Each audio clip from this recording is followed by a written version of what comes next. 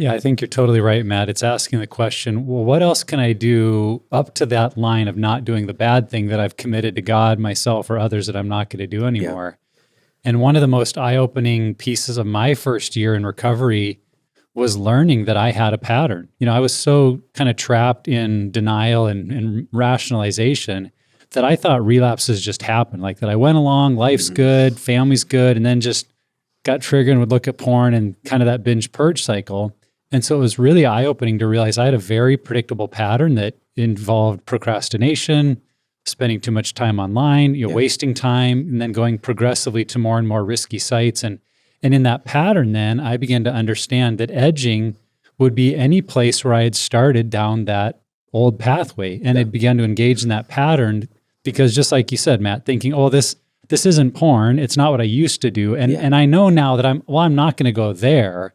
But sure, I can take all these other steps and probably stop myself. And that's where edging, I think, does relate really well to how it originally came about, is that belief that I can go right up to a line and get to experience still a lot of that pleasure, that neurochemical hit, all the good feelings without crossing the line and going all the way. And yet over and over in my own story and in men I've worked with in group, edging is the new pathway. It's like when we're on that old pathway, the brain knows where to go. Yeah, totally. And it's really just the pathway into destruction. I think one of the things too, for our listeners who might be more familiar with like the 3 circles tool or the relapse prevention tool, I think this is when you start to blow through guardrails or you start to tiptoe that line. And maybe that space between guardrails and relapse, you find yourself spending more time there. And I think that it's easy because it's not super clearly defined, that it's easy to justify those kind of behaviors. But that for me has just been a helpful thing to think about where in my recovery plan does this kind of fall, and it tends to be between the guardrails and the relapse. Well, I love you guys. You guys in Pure Desire groups, I think, use the FASTER scale sometimes to talk about relapse.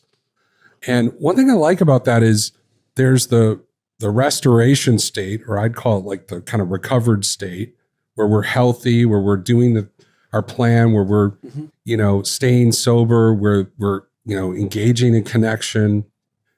And then there's this kind of scale of progressive relapse where some of it may not be acting out with porn, but it's like we're, dropping priorities or commitments, or we're blowing through guardrails. We're starting to do unsafe activities. Yeah.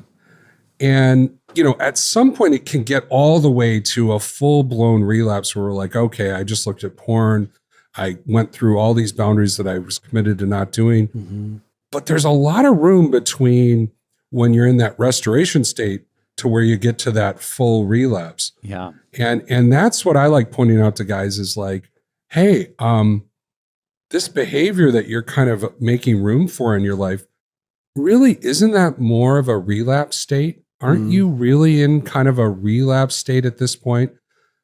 You're not living in a recovered restoration state if you're spending an hour, searching bikinis or something like that. Right. Yeah. I remember, I'll tell you how bad it got for me. This is early on when I'm learning this stuff.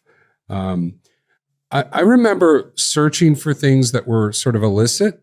And then when nudity or porn would actually come up on the search results, I would cover it with my hand.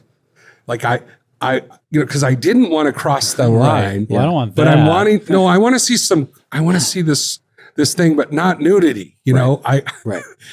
And it's like, so it was a little bit of a crazy state that I was still in. Yeah. I'm obsessively thinking about things, compulsive action.